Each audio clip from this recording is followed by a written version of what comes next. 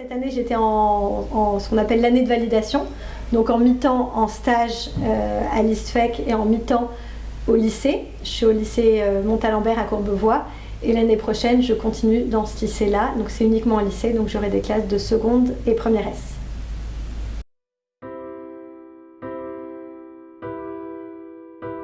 Moi, j'ai une formation d'ingénieur. Après mon école d'ingénieur, j'ai travaillé pendant 5 ans dans le privé chez PSA. Et assez rapidement, dès mes premières années, l'idée de devenir professeur de mathématiques me trottait dans la tête, ça m'avait toujours attirée. Je m'étais dit plus tard. Donc j'ai franchi le pas de quitter mon travail. Et j'ai d'abord pensé préparer le CAPES de façon autonome à la maison. Et par hasard, dans un journal, j'ai entendu parler de l'école professorale de Paris et je me suis dit que ce serait un bon appui complémentaire à mon travail en autonomie.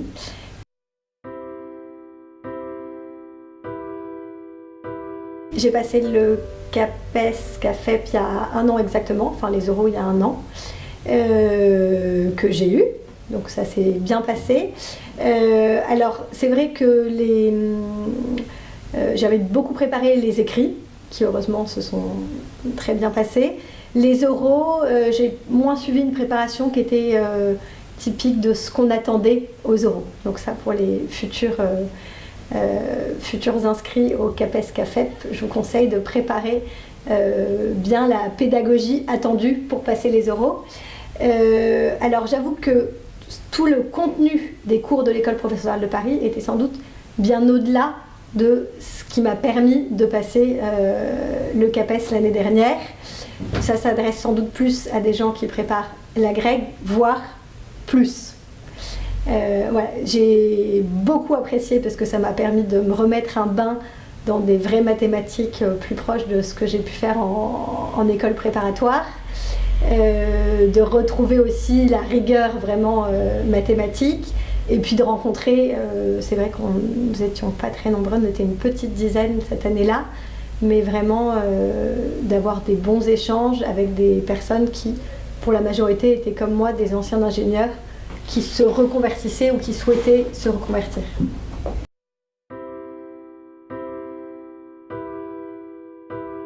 Monsieur Okari qui nous a parlé, c'était sur les nombres. Ça, et je pense que c'était assez commun à toute la classe, ça nous a beaucoup plu. Parce qu'on a repris du début quelque chose qu'on utilise tous les jours et qu'on a l'occasion d'enseigner dans nos classes au collège et au lycée. Ce qui n'était pas forcément le cas dans les autres cours qui étaient d'un niveau plus difficile à retranscrire pour nos cours de secondaire.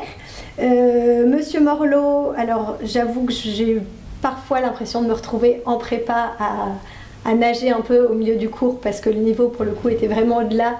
Et il aurait fallu que je reprenne ce que je n'avais pas du tout fait à l'époque. Déjà, le niveau, j'avais pas encore suffisamment travaillé mon CAPES pour retrouver le niveau. Je pense que je l'aurais suivi l'année d'après, j'aurais eu plus d'accroche. Et d'ailleurs, quand je travaillais à la maison, je retrouvais les différents théorèmes dont il pouvait parler pendant son cours. Monsieur Laforgue, forcément c'est assez amusant de se retrouver en cours dans une aussi petite classe avec un médaillé Fields et qui a su très bien nous enseigner à son niveau des choses qu'on n'a pas du tout l'occasion de voir, que j'avais pas eu l'occasion de faire pendant mes différentes années d'études.